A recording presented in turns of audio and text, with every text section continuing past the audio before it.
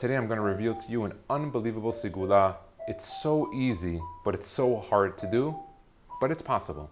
It's brought down by the Rav Haim Vologin, who was the father of all the modern yeshiva system.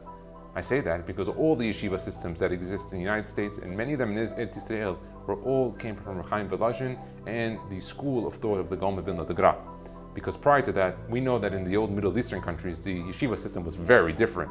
They used to learn the Torah, Nevi'im, Ketuvim Be'al Peh, the Targum Be'al Peh. They would learn the Tefillot Be'al Peh with Ta'amim. But the current yeshiva system is one that's run by and developed by Rav Chaim Vital. He says that if a person has any trouble, it doesn't matter who the person is, doesn't matter if he's religious, doesn't mean he's Haredi, Dati, Hiloni, Masorti, doesn't matter who he is or what his connection.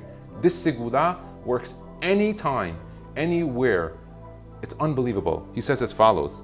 Ube'emet, hu inyan gadol, it's a tremendous thing. V'sigula nifla'a, it's unbelievable. Lehasir ulbatel ma'alav kol dinim v'retzonot aharim shelo yichlu lishlot bo. You can take any deen, any gezerah that comes down from the Shamayim, or anyone that wants to say he wants to do something to you. He tells you right out. Retzonot aharim shelo yichlu lishlot bo. Someone's telling you he's coming out to get you. He's coming and looking for you. It doesn't matter with this sigula. Take a look. He's not going to do anything to you. That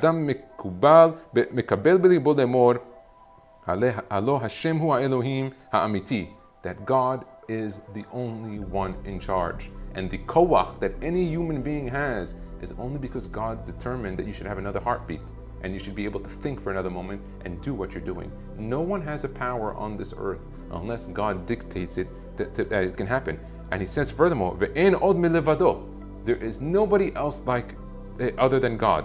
Not only in this earth, but even in the other olamot, where there are different malachim and sarim and different people that are in charge. There's a lot of advisors and helpers in the Shamayim, but they have no power. If you truly believe in the Borei Olam that He's in charge,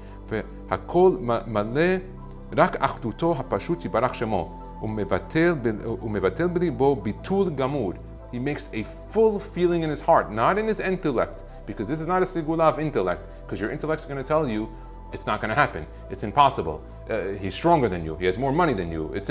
These systems don't work that way. Again, this is not an intellectual sigula, it's a heartful sigula. You have to do it from your heart. And he says, he says,